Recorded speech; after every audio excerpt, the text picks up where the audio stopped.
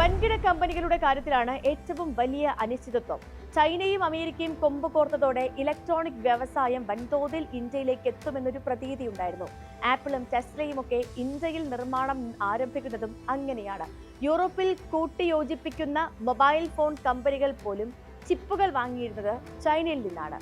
അത്രയേറെ ചൈനയുമായി ബന്ധപ്പെട്ടിരുന്ന വ്യവസായങ്ങളാണ് ആ ബന്ധം മുറിക്കുന്നു എന്ന പ്രചാരണം ഉണ്ടാക്കിയത്. ചൈനയിൽ നിന്നും വന്നുകൂടാൻ സാധ്യതയുള്ള ഇടമായിരുന്നു ഇന്ത്യ എന്ന് പ്രവചിക്കപ്പെടുകയും ചെയ്തു. ഇപ്പോൾ നോക്കൂ, അമേരിക്ക ചൈനയുമായുള്ള പിണക്കം തുടരുന്നു, ഇന്ത്യയുമായി കൂടുതൽ അകലുന്നു. ഈ സാഹചര്യത്തിൽ ചൈനയിൽ നിന്നും പുറപ്പെടുന്ന കമ്പനികൾക്ക് ഇന്ത്യയിലേക്ക് എത്താനാകില്ല. അതുമാത്രമല്ല പ്രശ്നം, ചൈനയും ഇന്ത്യയും തമ്മിൽ അടുക്കുന്ന സ്ഥിതിക്ക് ചൈനയിൽ നിന്നും കമ്പനികളെ ഇന്ത്യയിൽ എത്തിക്കാനുള്ള ശ്രമവും ഉപേക്ഷിക്കേണ്ടി വരും. പരസ്പരം ദോഷകരമാകുന്ന കാര്യങ്ങൾ ചെയ്ത് സഹകരണം തുടരാൻ കഴിയില്ലല്ലോ. വ്യാപാര രംഗത്തെ ഈ സഹകരണം മുറുകിയാൽ ചൈനീസ് അതിർത്തിയിൽ സമാധാനം വരുമെന്ന് തന്നെ കരുതാം. ഇന്ത്യയുടെ ഏറ്റവും വലിയ തലവേദന പാകിസ്ഥാനല്ല, ചൈനയെ കുറിച്ചുള്ള ആധിയാണ്. ആ തലവേദനയ്ക്ക് കൂടിയുള്ള മരുന്നായിരിക്കും പുതിയ സഹകരണം.